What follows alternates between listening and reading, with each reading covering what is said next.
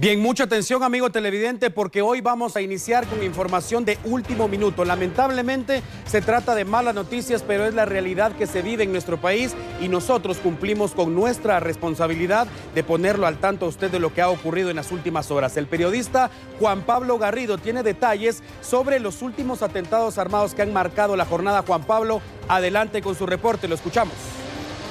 Gracias, Alan. Buenas noches. Información de última hora que queremos compartir esta noche de martes. Y es que en aproximadamente 60 minutos, bomberos voluntarios han reportado 3 incidentes armados. El primero de ellos ocurre en la 28 calle y séptima avenida, zona 3 capitalina, a inmediaciones del relleno sanitario. Es en este lugar donde sujetos desconocidos disparan armas de fuego en contra de un grupo de personas y lamentablemente se reporta el fallecimiento de una de ellas, la cual ha sido identificada como Nelson Eduardo Yup, de 23 años de edad.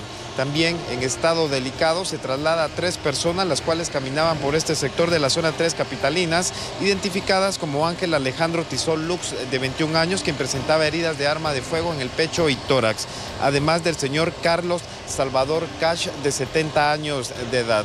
Lamentable tener que informar, Alan, pero de este incidente armado se traslada a un menor de 8 años de edad a la emergencia de pediatría del Hospital General San Juan de Dios, presentando un disparo de arma de fuego en la cabeza. Según el reporte preliminar de socorristas del Casco Negro, las tres personas iban en estado delicado debido a la gravedad de los disparos, los cuales impactaron órganos vitales.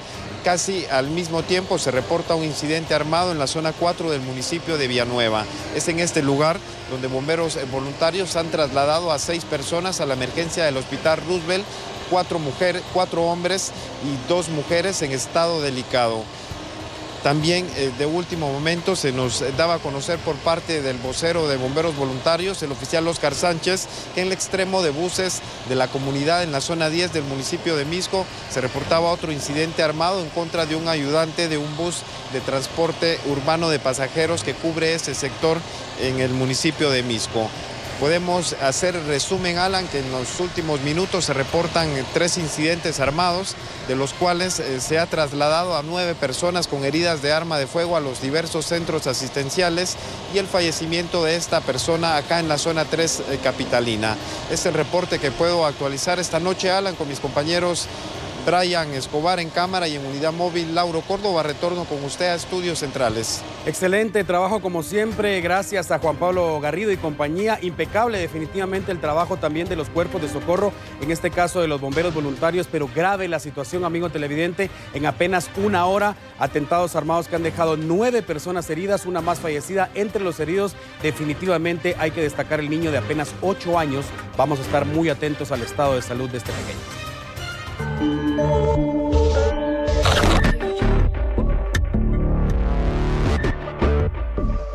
Bien, además de lo que acabamos de mencionar, hay una noticia que acapara la atención pública desde esta tarde. Se trata de una condena en contra de un hombre acusado y haber sido encontrado culpable de asesinar a su esposa. Pero vamos a recapitular qué fue lo que ocurrió, cuándo ocurrió. Iniciamos entonces con esta historia.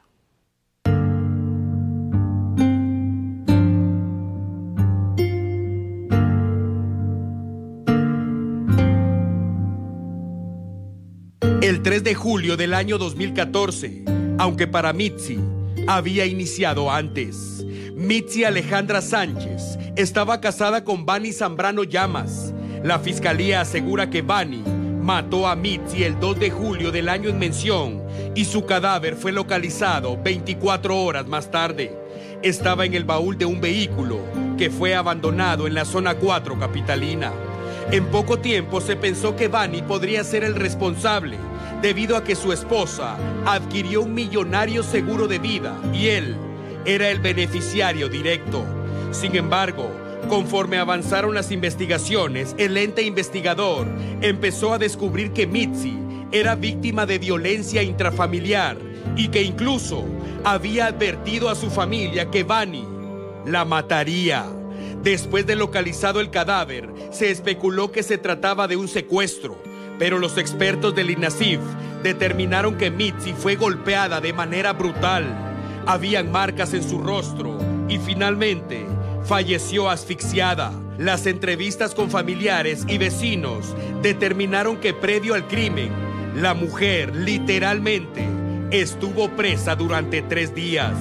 El crimen ocurrió el 2 de julio. El cadáver fue localizado el 3 del mismo mes del año 2014. Y allí inició la pesadilla para la familia de Mitzi, que exigía justicia y castigo para el responsable de la barbarie.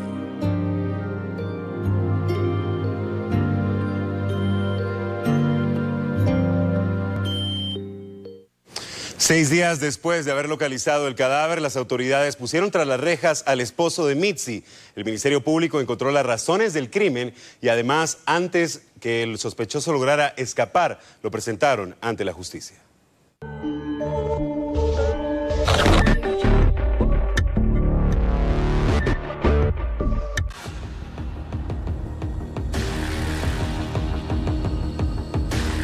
En un inicio, el hombre que había jurado amarla hasta la muerte parecía desconsolado y con sed de justicia. Todo apuntaba a que se había tratado de un secuestro.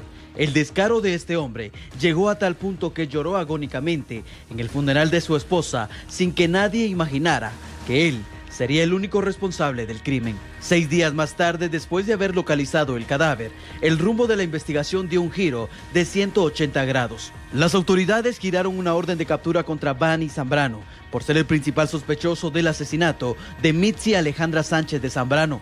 Algunos no lograban explicarse en ese entonces cómo su pareja sentimental se convirtió en su verdugo. El 9 de julio y después de hacerse pública su captura, el Ministerio Público reveló que Zambrano habría asesinado a su pareja con el objetivo de cobrar un seguro de vida, del cual él era el único beneficiario. El monto a cobrar en el banco superaba los 2.6 millones de quetzales. El asesinato parecía tener ya una razón.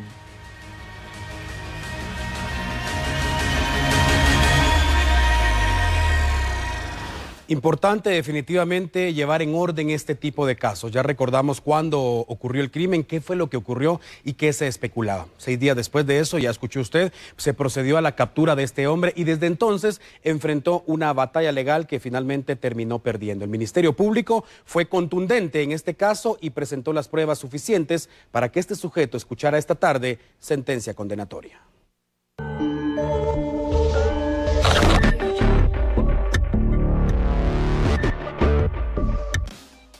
El Tribunal Pluripersonal de Sentencia de Femicidio encontró culpable al hombre de los delitos de femicidio y simulación de delito y lo condenó a 36 años de cárcel. El Ministerio Público concluyó con que Mitzi murió a causa de una severa golpiza a manos de su conviviente en el interior de su vivienda.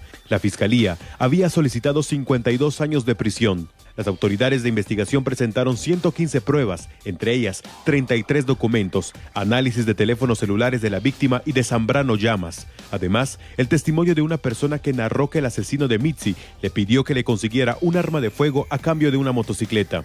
Rodolfo Díaz, querellante adhesivo de la Fundación Sobrevivientes, dijo que los magistrados del tribunal sospechan que también hayan familiares de Zambrano vinculados con el crimen debido a que pudieron haber presenciado los hechos, por lo que solicitaron al Ministerio Público que sean investigados. Hablamos ahora de otro tema y mucha atención porque vamos con el detalle de un caso bastante vergonzoso y además perverso. Un hombre mayor a los 80 años de edad fue puesto tras las rejas por haber violado supuestamente a una pequeña niña de apenas 9 años de edad.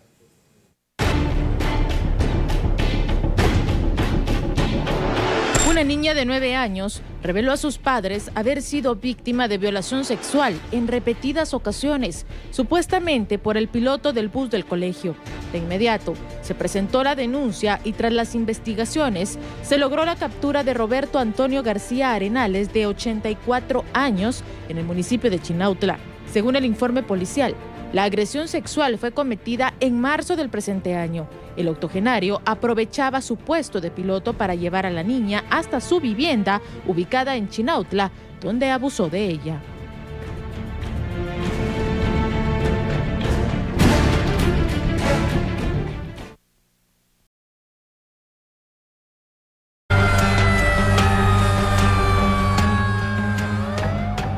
Bien, vamos a ampliar otro de nuestros titulares. Mucha atención, una persona muerta, 3 más en un hospital y miles de quetzales reducidos a cenizas. Ese es el resultado de un pavoroso incendio ocurrido al sur del departamento de Guatemala. 4 personas fueron trasladadas a un centro asistencial por inhalación de humo y crisis nerviosa. Entre ellas el propietario de la fábrica identificado como Augusto Mancilla, de 60 años, quien fue el más afectado.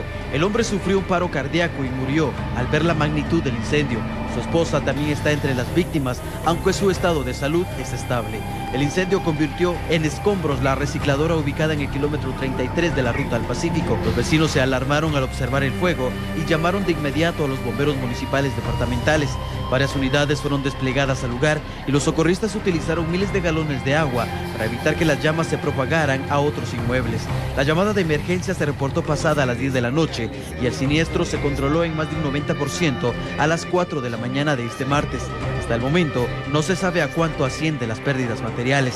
Los vecinos comentaron que esta es la tercera vez en un año que esta recicladora de químicos se incendia.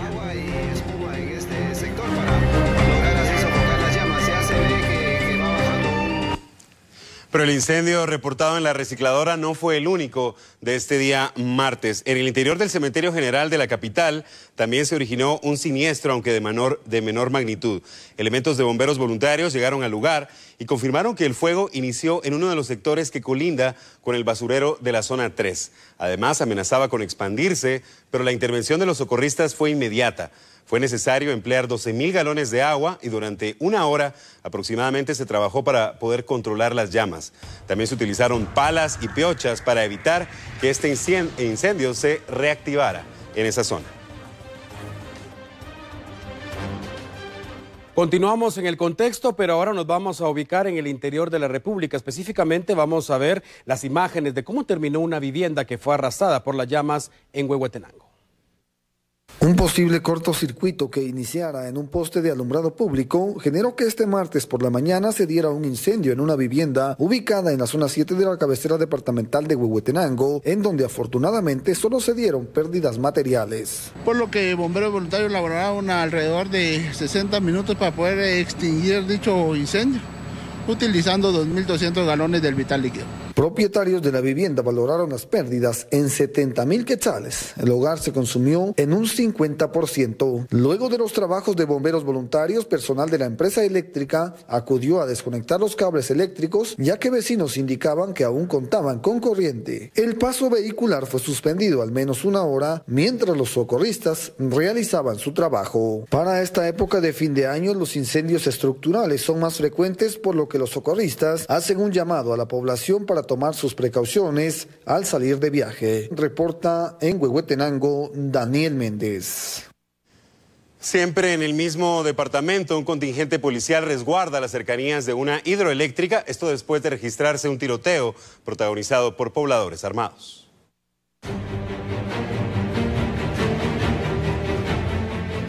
La tensión se continúa agudizando en Ixquichís, Huehuetenango, donde un grupo de pobladores fuertemente armados se oponen a las operaciones de una hidroeléctrica. Ayer la jornada fue violenta y producto de un enfrentamiento que incluyó disparos. 4 agentes de la Policía Nacional Civil resultaron heridos, uno de ellos por proyectil de arma de fuego. El gobernador de Huehuetenango ordenó el despliegue de policías en la zona de conflicto con el objetivo de garantizarle la vida a los pobladores ajenos al problema. Además, también se confirmó que un convoy de 60 agentes y soldados con vehículos blindados permanecerán en el lugar el tiempo que sea necesario para retomar el control e identificar a las personas armadas. El último hecho violento ocurrió esta madrugada. Se sabe que las personas armadas lograron hacer daño en las instalaciones de la empresa industrial. La PNC investiga a quién pertenecen las armas y cómo lograron obtenerlas. La Policía Nacional Civil, a través de la Comisaría de Huehuetenango, impondrá las denuncias correspondientes a la PGN y al Ministerio Público en virtud de que mujeres y niños fueron utilizados como escudos humanos. Ellos realizaban disparos y se escudaban de una forma, podemos decirlo, cobarde detrás de estos niños. Se observaban que no pasaban de 10 años algunos, y algunos eran menores según las fotografías que la Policía Nacional Civil logró recabar en el lugar. Y estos individuos realizaban disparos aún en la presencia de los menores de edad. Eso es ponerlos en riesgo, es un delito. Debe de ponerse la denuncia correspondiente por parte de nuestra institución ante la PGN para que tome las cartas en el asunto, hacer la investigación correspondiente a través del Ministerio Público, y si hay una vulneración de los derechos de los niños, pues deben de ser retirados de la potestad de sus padres.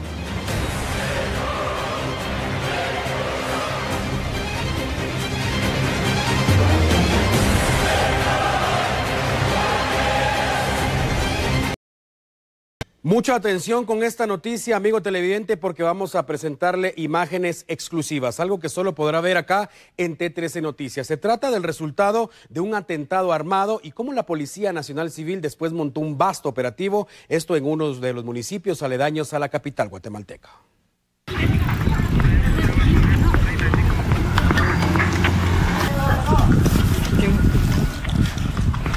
La Policía Nacional Civil buscaba a 2 hombres acusados de ser asesinos a sueldo. Las imágenes fueron captadas por el cazanoticias Germán Cabrera esta tarde en un sector de la zona 6 del municipio de Misco. Pero para entender este caso es necesario retroceder un poco. Todo inició cuando los delincuentes dispararon contra los tripulantes de un autobús que de Ciudad Quetzal se dirigía a la capital guatemalteca. Kevin Emanuel Chacón, de 21 años, es el piloto de la unidad y resultó herido. La pasajera Ana María Camey, de 38, corrió con la misma suerte. Ambos fueron llevados al Hospital Roosevelt por los bomberos municipales. Tras el atentado y el resguardo de las víctimas, la Policía Nacional Civil, con el acompañamiento de algunos elementos del ejército guatemalteco, iniciaron la búsqueda y persecución de los responsables del atentado. Los vecinos indicaron que eran 2 hombres que con armas en mano ingresaron a una vivienda del sector. Los uniformados rodearon el inmueble, subieron a los techos y buscaron con mucha precaución a los sicarios. Había civiles en riesgo y sabían que los delincuentes podían abrir fuego en cualquier momento. Lamentablemente no hubo resultados positivos.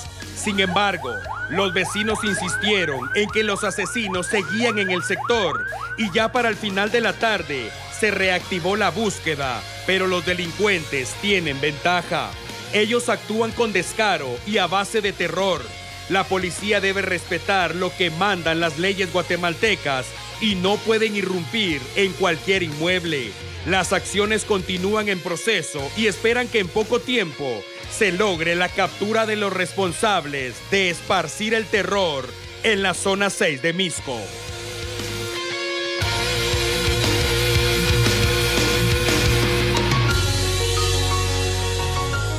Mucha atención porque continuamos en el contexto, pero ahora vamos a hablar de cómo los pobladores del municipio de San Raimundo se han organizado para blindarse de los grupos delincuenciales. Vamos a escuchar la advertencia que lanzan a todo aquel que pretenda delinquir en esa zona. Por cierto, agradecemos nuevamente a nuestro amigo y colaborador Germán Cabrera.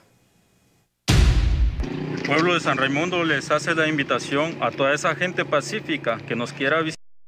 Ellos son bienvenidos, pero aquella gente que es problemática, que tiene delitos o tiene hechos delictivos, que se cuiden, porque nosotros, los vecinos organizados, estamos las 24 horas con seguridad en nuestro municipio.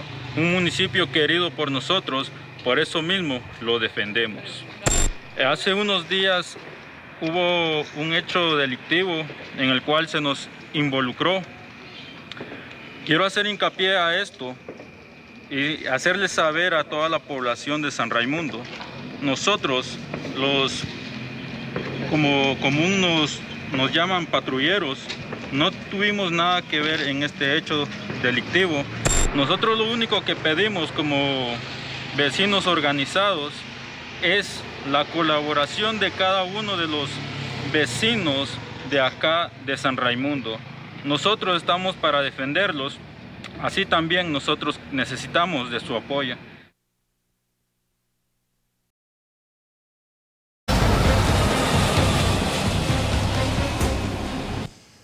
Tras el avionetazo de ayer registrado en la colonia La Libertad de la zona 13 capitalina, los vecinos narraron ante nuestras cámaras el temor latente que viven cada vez que un avión pasa sobre sus casas. A más de 24 horas del accidente aéreo ocurrido en la zona 13, varias son las hipótesis que se manejan alrededor del caso. Según la Dirección General de Aeronáutica Civil, pudo existir desperfectos mecánicos. Sin embargo, falta esperar el informe final. La Unidad de Investigaciones de Accidentes Aéreos de la Dirección General de Aeronáutica Civil, que es un grupo élite integrado por, en su mayoría, pilotos con larga trayectoria y especializados en este tipo de pesquisas, están haciendo ya su trabajo desde ayer mismo. Y entonces ellos tienen, según los protocolos, 30 días para hacer su trabajo. Esperamos que al final de la misma se tengan las conclusiones de qué fue lo que sucedió con esta aeronave, que vale aclarar que no es que haya caído en vuelo, sino que ellos se salieron de pista, estaban haciendo una prueba de motor, el piloto Rodrigo Ibargüen, y también con el piloto y mecánico Alejandro Presa.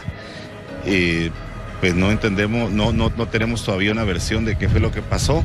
Ellos primero estuvieron haciendo las pruebas en la calle de rodaje, luego pidieron autorización a Torre para hacer la prueba, continuarla en la pista principal, y de ahí fue que a las 16:20 horas la Torre declaró la alerta inicial al ver que se había accidentado la aeronave. La aeronave iba a ser utilizada para un show de acrobacia el 3 de diciembre, por lo que carecía de un plan de vuelo, ya que por su antigüedad, primero se realizaría una prueba de motor en la pista. Esta pérdida material es importante, ya que su valor histórico es de más de 50 años y su precio oscila en los $5 millones. Para las familias que viven en la colonia La Libertad, zona 13, es un diario rezar el paso de los aviones sobre sus viviendas. Según contaron, tras el accidente, con este se cuentan 4 percances en el área. El más impactante fue hace 22 años. Ahí pasan encima. Y eso, digamos que estábamos 22 años, como le repito, y ahora es peor. Aquí no estoy ni dormido ni una gota, llamando a Dios.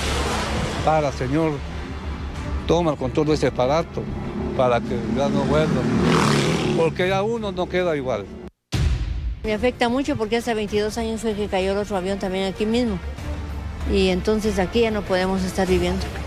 Ya no podemos porque cada vez que viene un avión siente uno los nervios que se le alteran porque como siente uno que va a caer.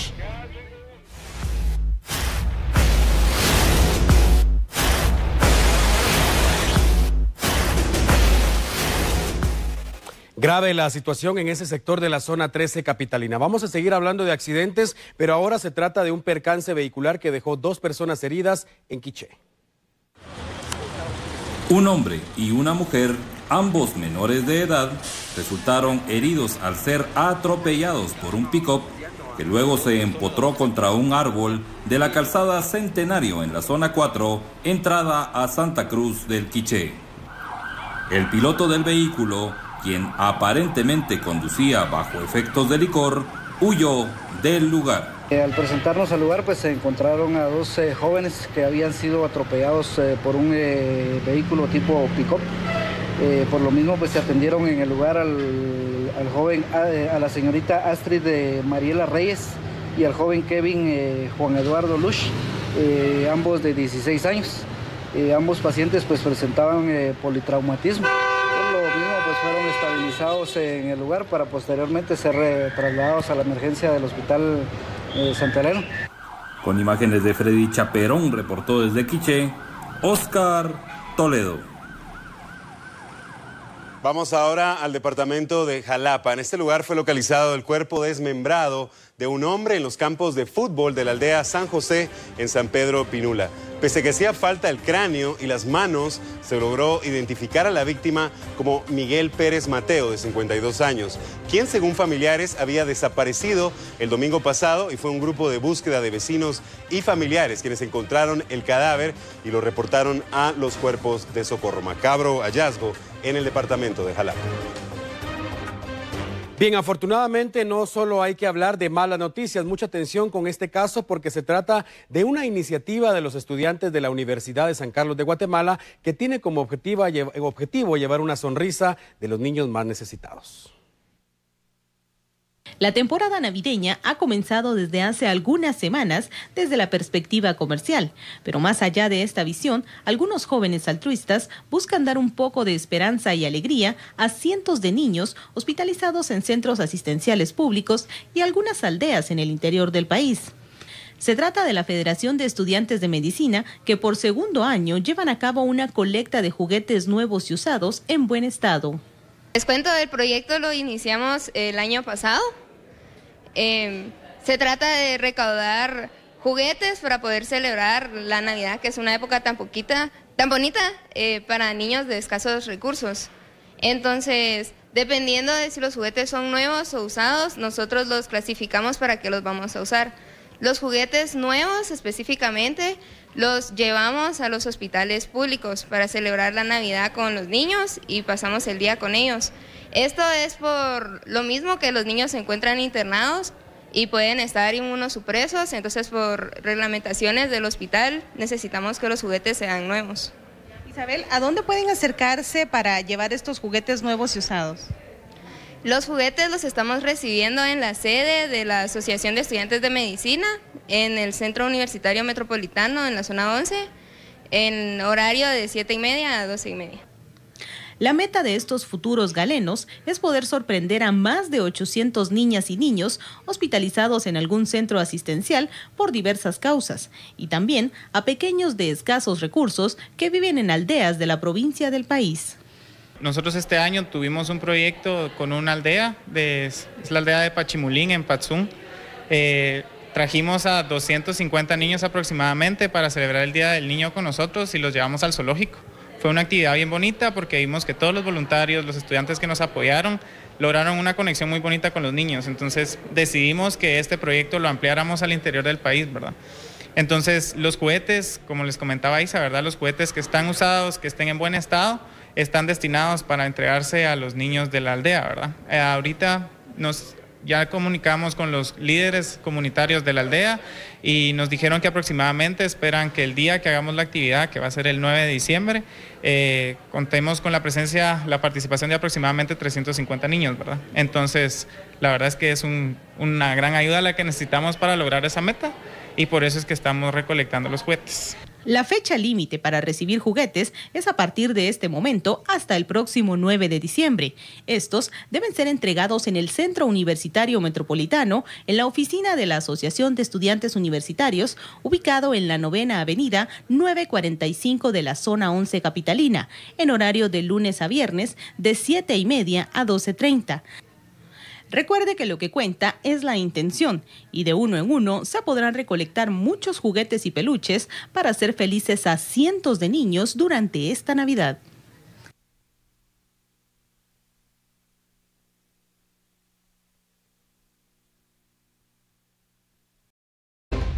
Llegamos al final de otra emisión de T13 Noticias. Amigo televidente, muchas gracias por su preferencia. Lo invitamos a que continúe en sintonía de Canal 13 porque enseguida viene lo más completo de los deportes en área grande. Buenas noches, hasta mañana. Buenas noches, Pablo. Buenas noches, Alan. Buenas noches también en casa. Recuerde, mañana en punto de las 21 horas. Que descanse y hasta pronto.